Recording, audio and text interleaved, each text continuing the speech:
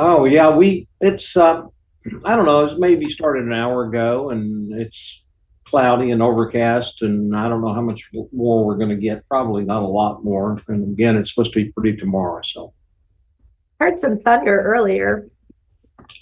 did you really? I hadn't heard Yeah. that.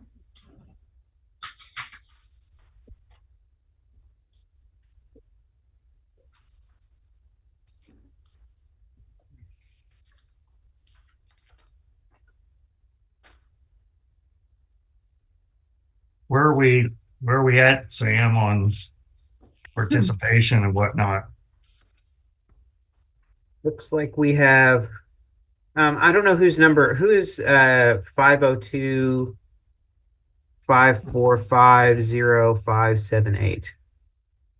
Hey everyone, it's Will Schroeder with the Attorney General's office, and I am pulling up to the building, so I'm on my phone now, but hopefully we'll be on video here soon.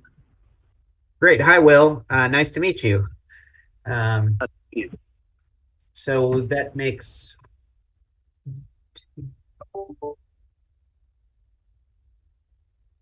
so we have 5 members. It looks like we're just waiting on Secretary Johnson, and I don't know if she responded that she would be coming. Carrie, did you see a response from Secretary Johnson? Let me double check real quick and see. Okay.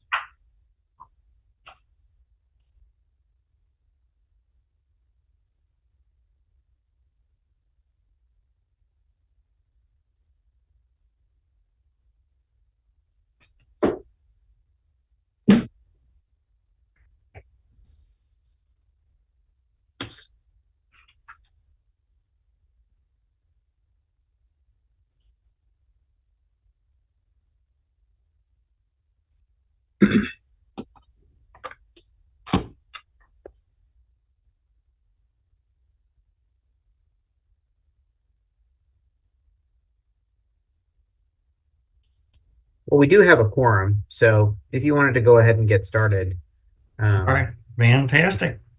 if she wants to join us partway through, that would be fine. Okay. Well, we'll go ahead and call the order.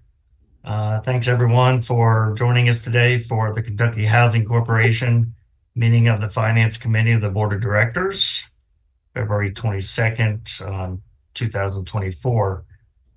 Confirmation of a quorum from Sam and press has been notified. Yes, we do have a quorum and the press has been notified. All right.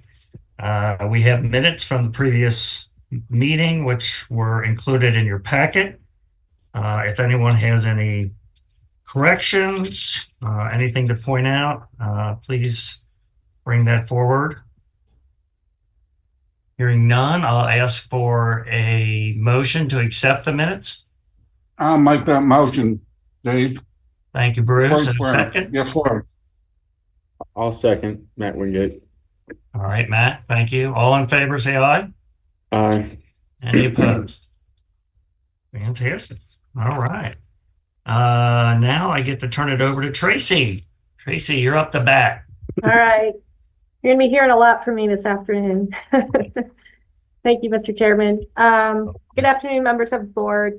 I'm here to present the fiscal year 24 second quarter financial update.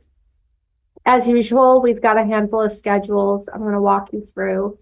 One thing to keep in mind as we go through these statements is we brought back our mortgage revenue bond program as a way to finance mortgages this fiscal year. Over the last 10 to 12 years, we pooled our loans and sold them to the secondary market, retaining the servicing rights. We are now issuing bonds as a financing mechanism and keeping those loans on the books. So you will see that throughout these statements. So this is for December 31st, 2023. And we'll start with a pro forma statement of net position. And I'll just point out some lines to show you the highlights. So looking at line D, similar to the first quarter, total assets have increased as a result of issuing MRBs. Total loans in the old bond indenture continue to shrink as we allow loans in that portfolio to pay off while simultaneously adding loans to our new general indenture.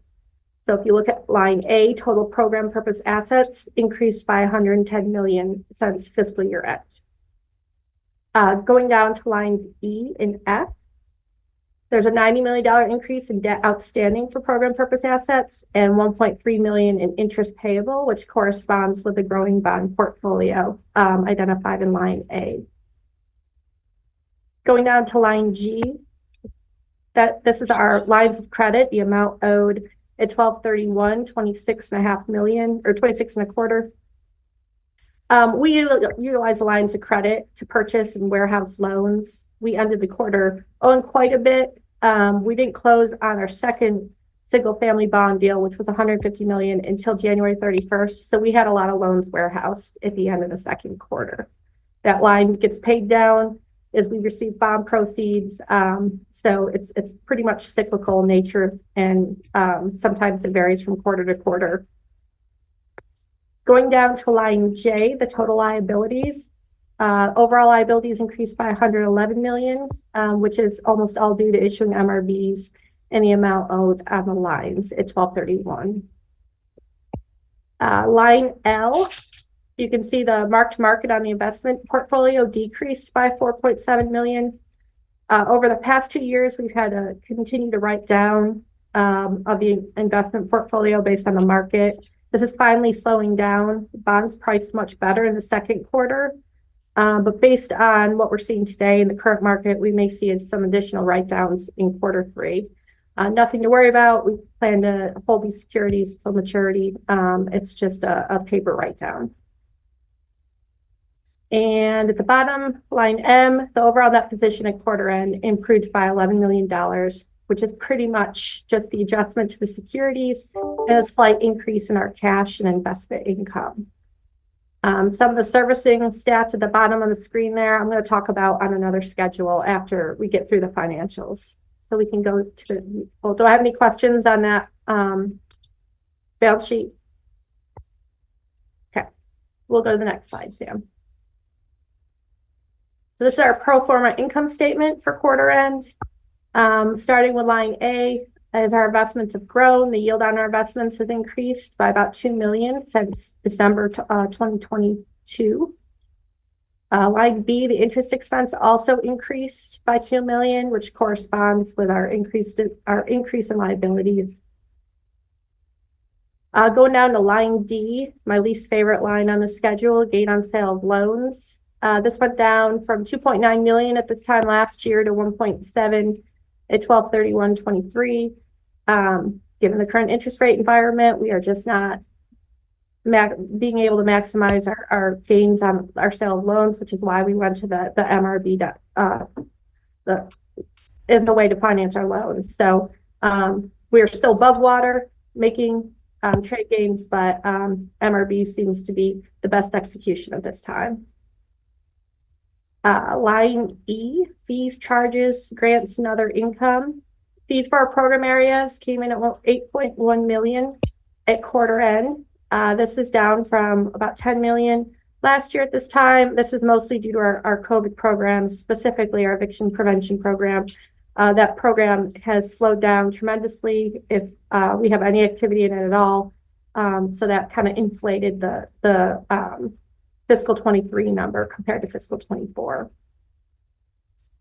Line F, as previously mentioned, we have to mark to market our securities. We took a big hit last year with that negative 7.2 million. We're finally coming back. with some of our loans actually earning some gains this past quarter. Mostly they are newer MRB loans and they're in a better priced coupon. But we'll see what happens with this third quarter of the fiscal year. Some of that has lost its traction. Line I just want to point this out. This is our provision for loan losses.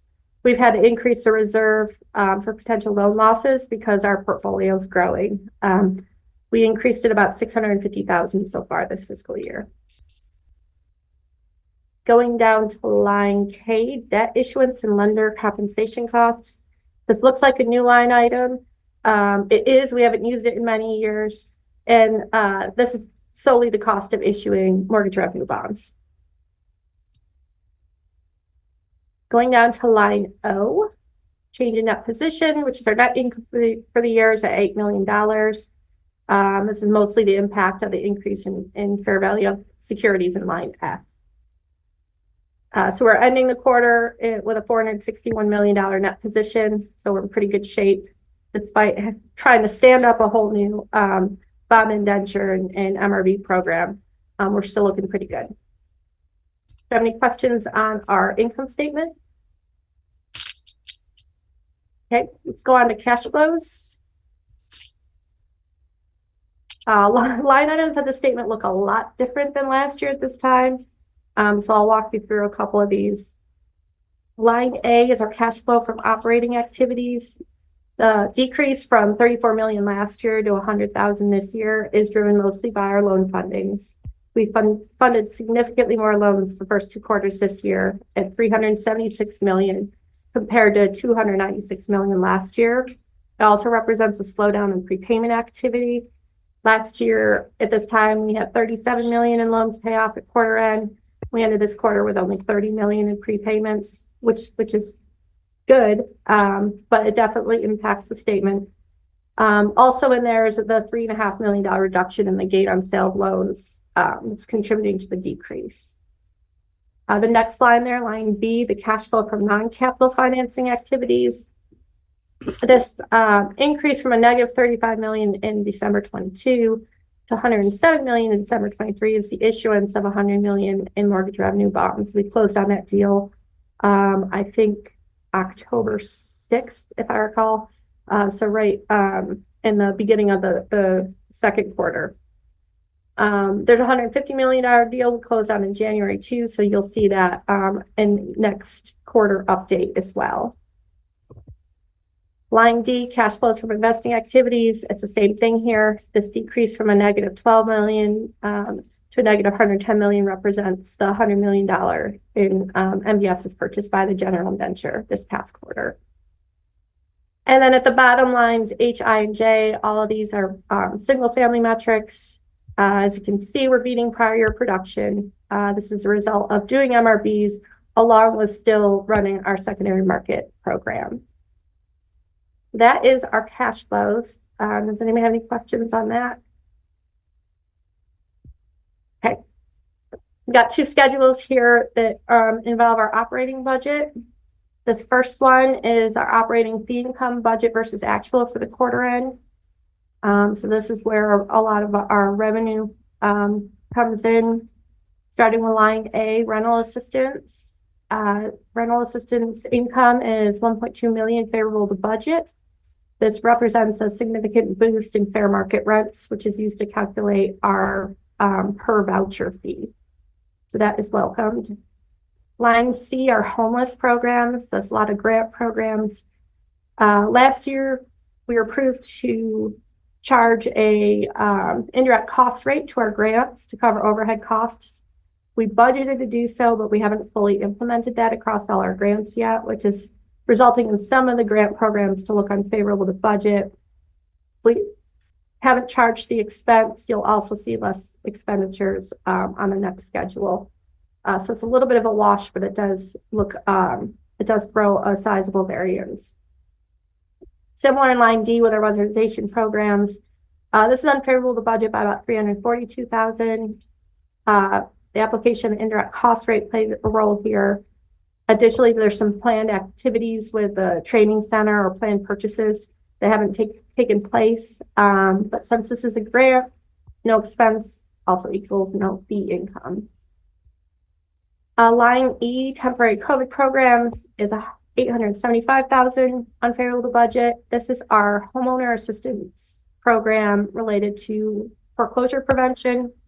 It's a COVID program. It's running much slower than usual. We're under budget in a few areas. We budgeted to pay some outside counseling agencies to process files, but we've been doing that in-house.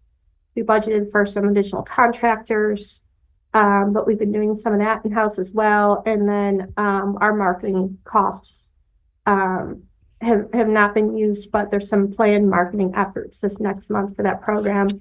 That one's been hard to execute just because we're so far away from the pandemic now. There's just not a lot of folks that will qualify being impacted by COVID in order to assist with their mortgage payments. So that one's quite a bit under budget. Going down to some of our legacy programs here, line G, loan servicing, that income is $985,000 favorable to budget, which corresponds with our growing loan portfolio, which I'll show some schedules regarding that in a few minutes here. Line H is our rental production, multifamily fee income. It's $1.2 million favorable to budget. I'm sure you've heard this many times, but much of this is due to timing on when deals close. So it's a little hard of a target to project, but they are favorable to budget at the end of the second quarter. Line I is our homeownership area. So mortgage origination, it's favorable to budget, $209,000.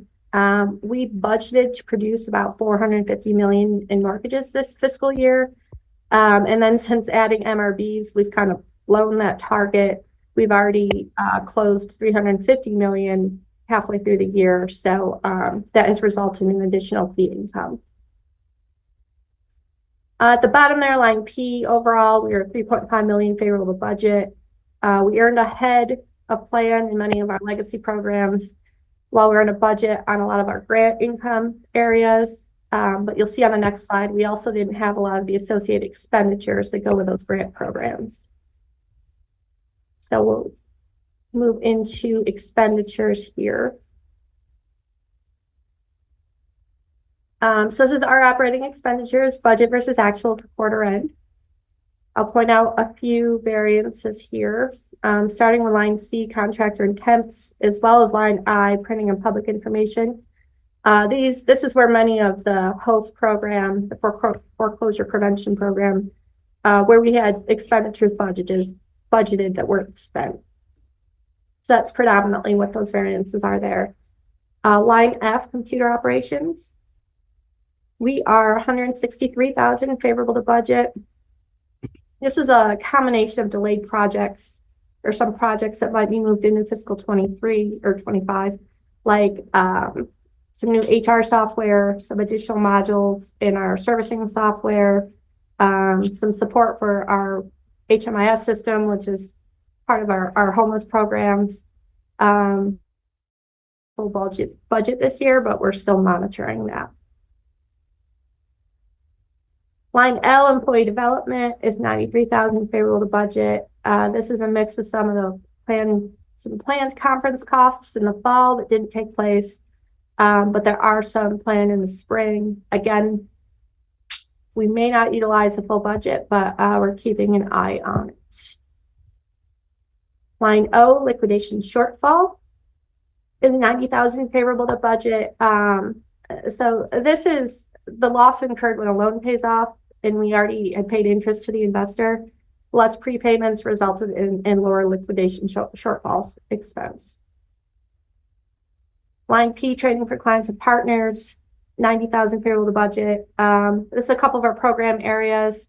COC training hasn't taken place and may not because it's based on need by some of our partners.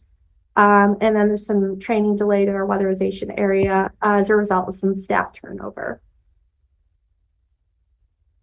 Line U, legal fees. Much of this is budgeted as a contingency to utilize outside counsel. So that's kind of on an as-needed basis. And we've not had to utilize as much so far this year. Line X, equipment repair and rental.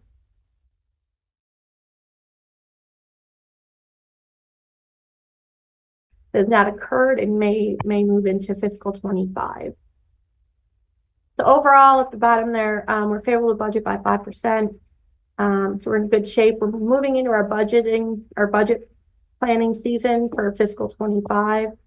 And so we're going to tighten some of this up with all the departments and the CPA team that puts together the budget. But we're in pretty good shape. Hopefully this will be the first year we can do the budget where we're comparing apples to apples. The COVID programs really made budgeting difficult the last couple of years. Fantastic. All right. Got a couple more schedules for you to, make your afternoon a little more exciting. Jim's famous black and red chart. I'll note that the black line is moving in a different direction for the first time. So this chart is kind of interesting. So this is outlining our servicing portfolio. As you can see, the black line reflects our loans, our mortgage-backed securities, and our bond indenture, which has slowly died down since up until January 2024. As I mentioned many times, secondary market trading was best execution under the lower interest rate environment. So we generally would sell our loans to secondary market and just retain the servicing, which is the red line. So servicing for others. Now that we have gone back into mortgage revenue bonds, we are building our balance sheet again. So that black line is going up. The red line is also going up. We are not experiencing as many prepayments, so that portfolio is growing much more quickly because we don't have to pedal as hard. We're not replacing loans paying off. We're just adding loans to our servicing for other portfolio. So we're pretty proud of that growth. At December 31, we have a total servicing portfolio of $3.2 billion, about 28,000 loans. That is that chart.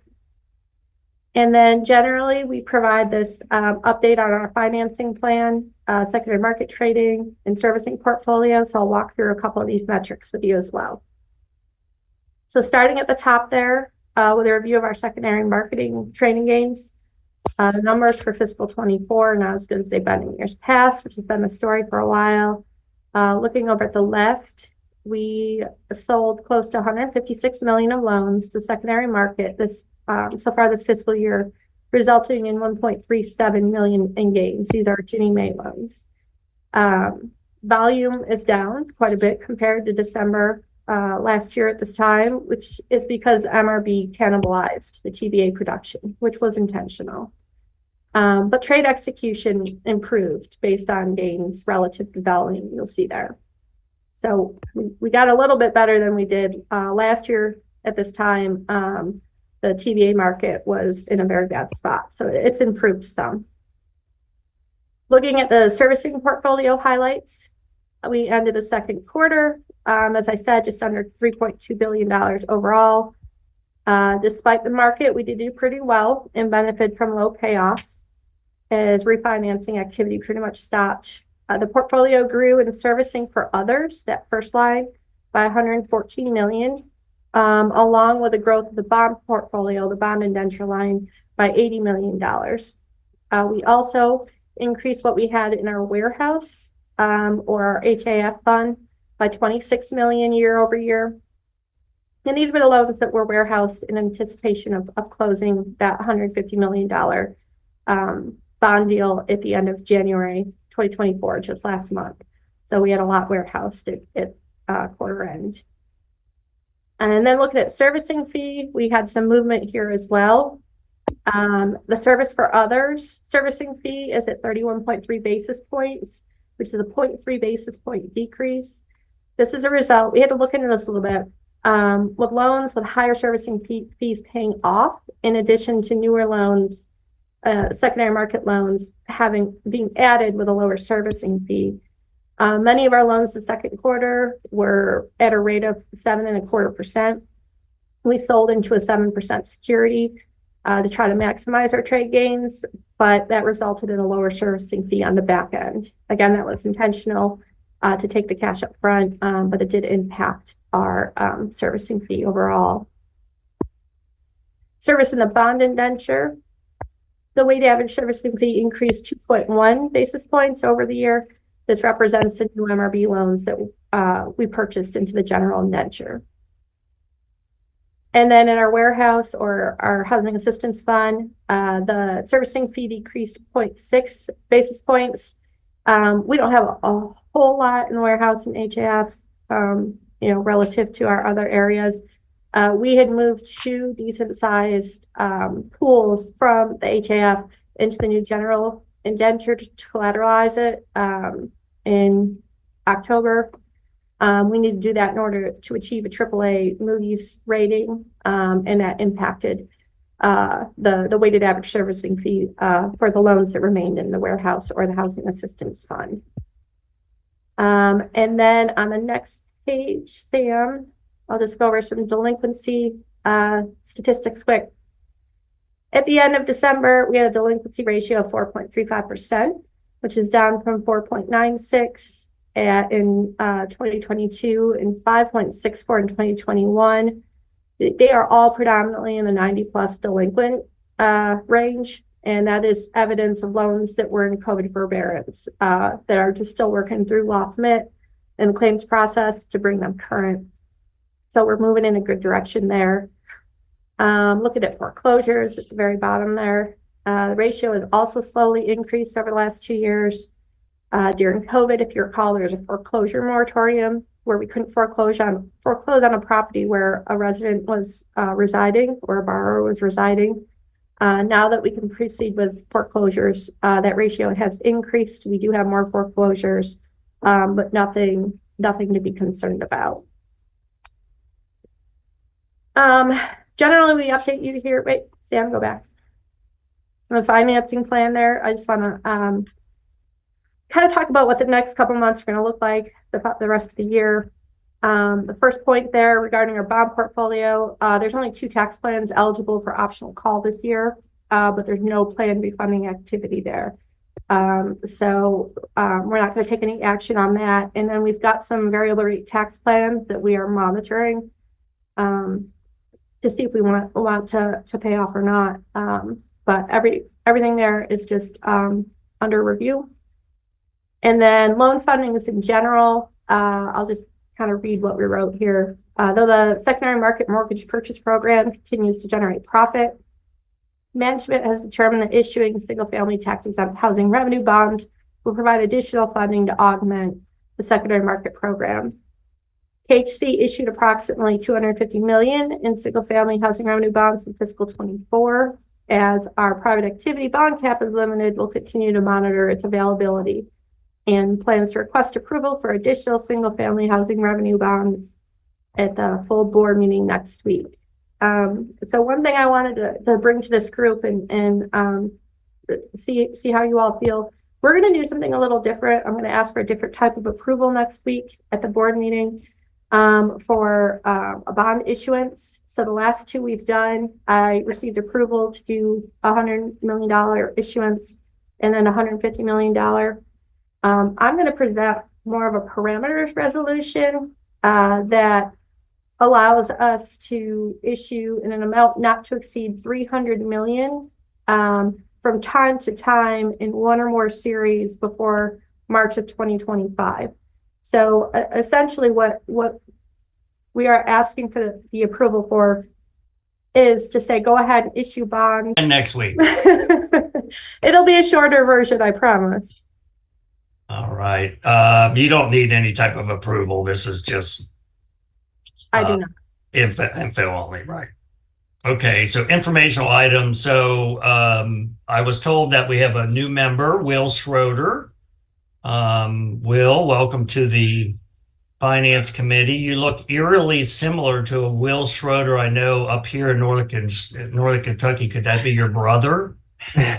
The drive's not too bad. Hour and a half.